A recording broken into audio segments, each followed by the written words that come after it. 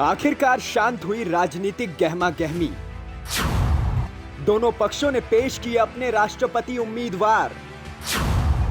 आदिवासी चेहरे को मिलेगी महामहिम की गद्दी। नए राष्ट्रपति के नाम को लेकर पक्ष विपक्ष में चल रही गहमागहमी आखिरकार शांत हो गई है।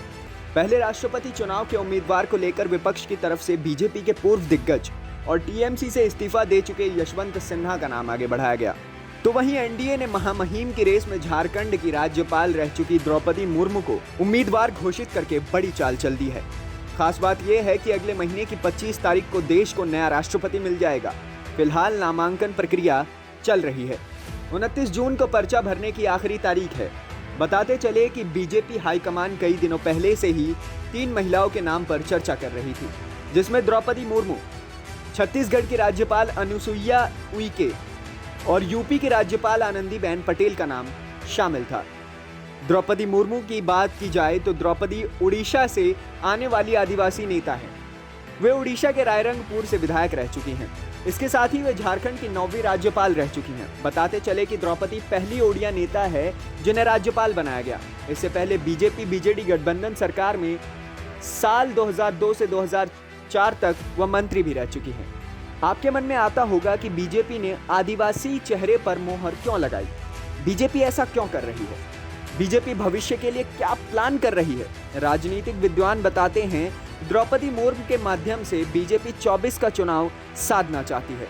गौरतलब है कि इस लोकसभा के 543 सीटों में से 47 सीट एसटी श्रेणी के लिए आरक्षित हैं। 60 से अधिक सीटों पर आदिवासी समुदाय का प्रभाव है। मध्य प्रदेश, गुजरात, राजस्थान, झारखंड, छत्तीसगढ़ में बड़ी संख्या में आदिवासी वोटर निर्णायक स्थिति में हैं।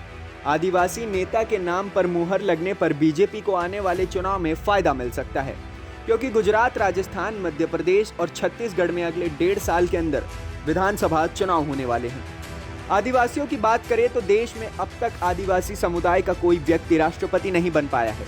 महिला, दलित, मुस्लिम और दक्षिण भारत से आने वाले लोग राष्ट्रपति बन चुके हैं, लेकिन आदिवासी समुदाय इससे वंचित रहा है। राजनीतिक विद्वानों का कहना है कि एनडीए द्वारा मुर्मू को प्रत्याशी बनाने से यशवंत सिन्हा की उम्मीदें खत्म हो गई हैं। बीजेडी ने मुर्मू को समर्थन दे दिया है। उधर विपक्ष के 18 दलों की वोट वैल्यू 3,81,051 ही है। वहीं बीजेडी के आने से एनडीए की वोट वैल्यू 5,63,825 हो गई है, जबकि जीत के लिए केवल 5.4 लाख से ज्यादा चाहिए होते हैं। आगे ग्राफिक के जरिए समझते हैं। राष्ट्रपति चुनाव का गणित। 18 विपक्षी दलों के 219 सांसदों की वोट वैल्यू 1,53,300। 18 दलों के कुल 1,550 विधायकों की वोट वैल्यू 2,27,751।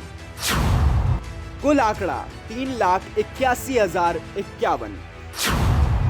18 दल जो सात हैं: Congress, DMK, Trinamool Congress, Shiv Sena, NCP, SP, CPIM, IUML, CPI, RSP, JDS, RLP, JMM आदि। 3 दल जो अभी साथ नहीं आए: टीआरएस, एसएके और आप। 27 सांसदों का वोटेज 18,900। 261 विधायकों का वोट वैल्यू 28,194। कुल वोट वैल्यू 47,094। इनका पाला तय नहीं। वाईएसआर, बीएसपी और एआईएमआईएम। 37 सांसदों का वोटेज 25,900। 170 विधायकों का 26,703। कुल वोट वैल्यू 52,603। राष्ट्रपति चुनाव का गणित। 24 दलों के कुल 283 सांसदों और 1981 विधायकों के वोट की कुल वैल्यू 4,80,748। जीत को 5,40,065 से ज्यादा चाहिए। बहरहाल राष्ट्रपति को लेकर पक्ष विपक्ष दोनों ओर से अपने अपने उम्मीदवार पेश किए जा चुके हैं। अब हम सभी को 25 तारीख का इंतजार है। देखना दिलचस्प होगा कि बीजेपी के पुराने साथी यशवंत यश प्राप्त करेंगे या फिर महामहिम की गद्दी पर द्रौपदी विराजमान करेंगी। पॉलिटिकल डेस्क, जनहित टाइम्स।